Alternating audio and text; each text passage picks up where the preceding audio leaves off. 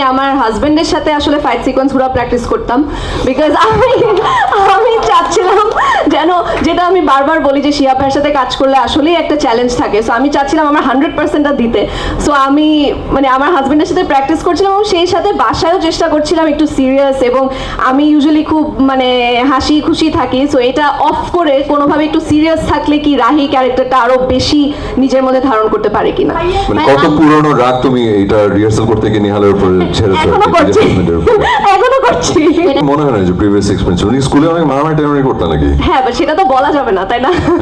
ওটাই বোঝা গেছে, ওই এক্সপেরিয়েন্সে কাজে লাগিয়ে আসলে এখানে আমি সত্যি বলবো নাকি বুঝতেছি না, কিন্তু আমি অনেকটুকুই রাহি ছিলাম। অপূর্ব ভাইয়ের সাপোর্ট তো আমার জন্য বাই ডিফল্ট। আমি জানি যে অপূর্ব ভাইয়া যে প্রজেক্টে আছে সেই প্রজেক্ট আমার খুব একটা বেশি কিছু করতে হবে না, সামহাও আমি মানে উতরা যাব। আমাদের আসলে শুরুই হয়েছিল হচ্ছে এই ট্রেনিংটা দিয়ে, এবং আমরা বেশ লম্বা সময় ট্রেনিং করেছি, এবং ট্রেনিংয়ের কারণে আসলে আপনারা তো জাস্ট একটা গ্লিমস দেখেছেন, এখানে আরও অনেক অ্যাকশন সিকোয়েন্স আছে।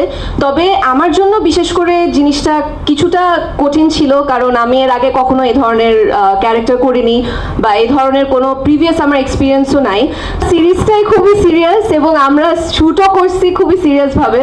সো আমার মনে হয় না আমাদের কোনো কাস্টেরই খুব মজার কোনো ঘটনা আছে, বাট অবশ্যই পুরো জার্নিটা খুব মেমোরেবল ছিল। পুরাটাই আসলে চ্যালেঞ্জ ছিল।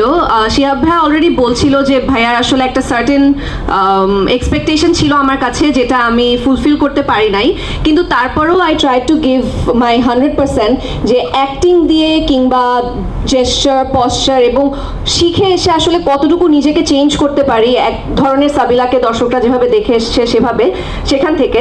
সো পুরোটাই চ্যালেঞ্জিং ছিল, স্পেশালি মানে অ্যাকশনটা তো আমরা অনেকবারই বলেছি অ্যাকশনগুলোর কথা যে এটা চ্যালেঞ্জিং ছিল, বাট পুরো স্টোরিটা নিজের মধ্যে ধারণ করা, ক্যারেক্টারটা নিজের মধ্যে ধারণ করা খুবই চ্যালেঞ্জিং ছিল। বাট আশা করি দর্শকদের পুরো গল্পটা ভালো লাগবে এবং আমাদের চ্যালেঞ্জটা সার্থক হবে।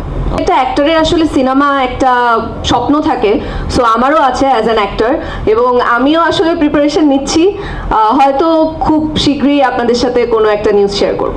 আমাদের একটা নাটক ছিল শিহাব শাহিনেরই ডিরেকশনে, রঙিলা ফানুষ, যেখানে আমি আসলে ওটার মেইন ক্যারেক্টার ছিলাম এবং ভাইয়ার একটা গেস্ট অ্যাপিয়ারেন্স ছিল এবং পুরো আইডিয়াটাও ভাইয়ার ছিল। সো ভাইয়া কিন্তু সেখানে এরকম না যে আচ্ছা করব কি করব না বা কোনো ধরনের হেজিটেশন শো করেছে। ইনফ্যাক্ট ভাইয়া আমাকে ওটার মধ্যে কোনো আসলে কোনো মানে আমাদের এখানে তো নায়ক নায়িকা দেখতে চাই সবসময়।